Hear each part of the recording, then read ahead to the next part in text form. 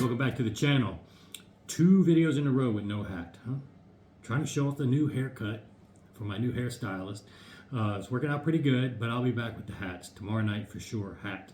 But anyway, and maybe I'll throw up a little excerpts from tonight's night out. Usually I save that for members only, but I'll give you guys a little taste of Houston nightlife. A lot of fun.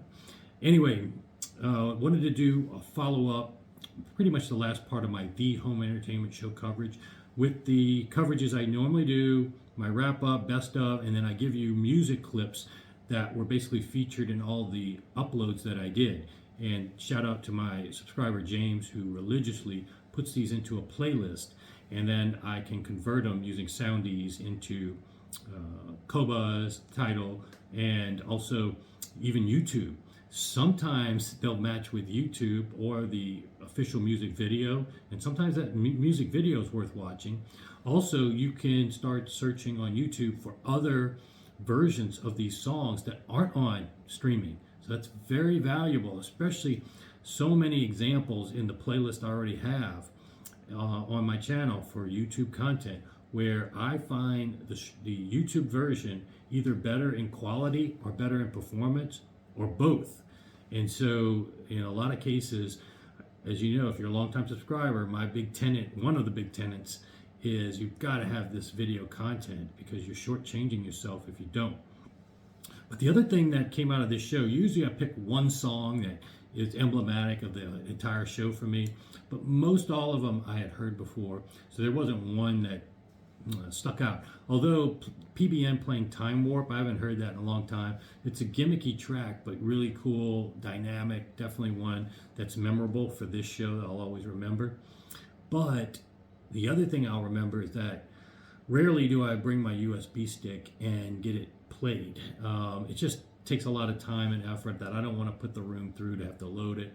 But the MC Audio Tech with Steve McCormick and Rick Brown loaded my disc, my USB stick, and then I was able to play 2 songs from it. But the main one that I used was that Teresa Perez version of Shenandoah, and it's got flutes, it's got all the instrument groups playing part of the song at different points, and so it allows you to concentrate on frequencies, types of instruments, harmonics, and gives you that ability to judge the system on so many metrics across the frequency spectrum, including deep bass when it gets to that part of the song. It's an incredible recording, large dynamic range. There really is no flaws. No one recording can do everything, and there's no vocals on this. But if I had to pick one track that can tell me right off the bat if there's any issues, it's hard to think of a better track than this one to give you all those aspects, including soundstage, because as you probably know with orchestra type recordings, they're normally omni-mic'd, single, double, or mic arrays that capture spatial cues much better, because the distances from the mic are more, because they're not mixing a bunch of mics close to guitar amps and all this other stuff.